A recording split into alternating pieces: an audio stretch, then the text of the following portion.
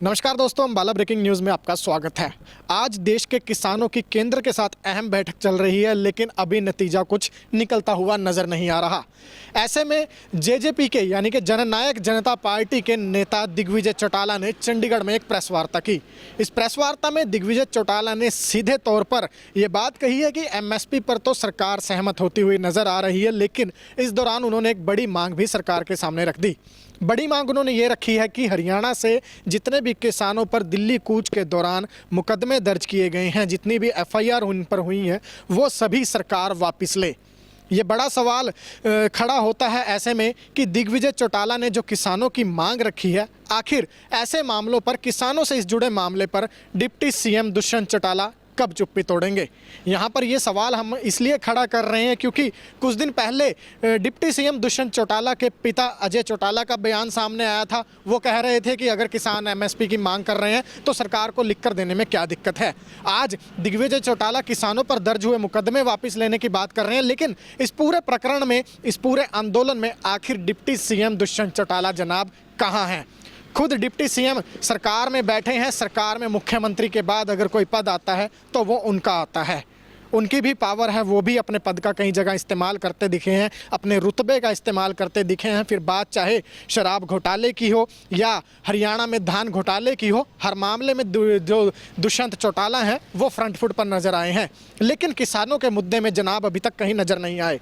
एक बार आपको पहले दिग्विजय चौटाला की मांग सुनवा देते हैं कि वो सरकार से क्या मांग कर रहे हैं। लेकिन हमारा ये मानना है कि जब आपके भाई डिप्टी सीएम हैं, जब आपके घर में राजनीतिक चर्चा हो रही है, किसानों के मुद्दे पर चर्चा हो रही है, तो खुद डिप्टी सीएम दुष्यंत चौटाला सामने क्यों नहीं आते, वो किसानों के मुद्दे पर क्यों नहीं बोल रहे।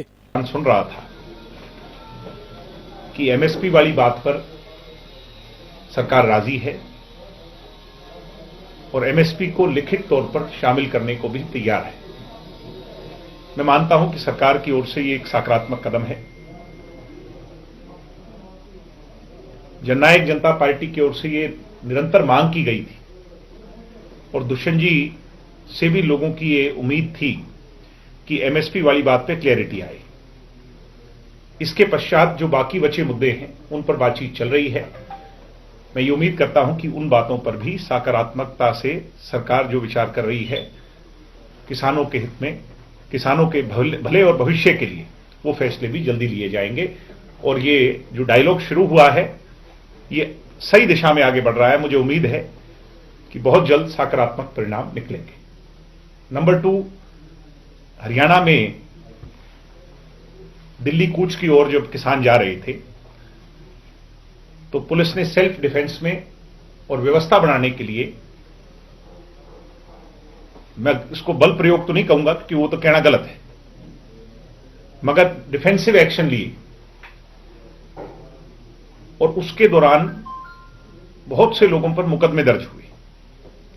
आज जननायक जनता पार्टी खुले तौर पर इस बात की पक्षधर है और गृह मंत्री जी से भी हम बात करने जा रहे हैं, मुख्यमंत्री जी से भी इसके बारे में बात करेंगे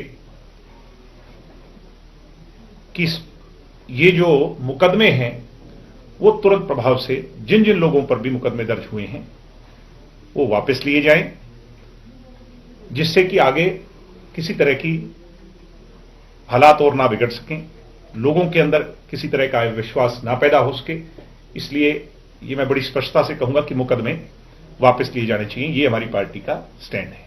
तो सुना आपने कि दिग्विजय चौटाला सरकार से क्या मांग कर रहे हैं। ऐसे में बड़ा सवाल यही खड़ा होता है कि ताऊ देवीलाल, जिसे किसानों का मसीहा जाना जाता है, माना जाता है, किसान ताऊ देवीलाल के नाम पर जान तक न्यौछावर करने की बात कह देते हैं। उन्हीं के नाम पर जेजेपी के हम कहें कि जन्म हुआ था, वो गलत नहीं होगा ये कहना। और आज की अगर हम बात करें तो दुष्यंत चौटाला अगर डिप्टी सीएम के पद पर हैं तो वो किसानों के मुद्दे पर सियासत करने के बाद ही यहाँ तक पहुँचे हैं। ऐसे में पिता भी बयानबाजी कर रहे हैं, छोटा भाई भी बयानबाजी कर रहा है, लेकिन डिप्टी सीएम जनाब कहाँ गायब हैं, ये सवाल आज हर किसी की जुबान पर है।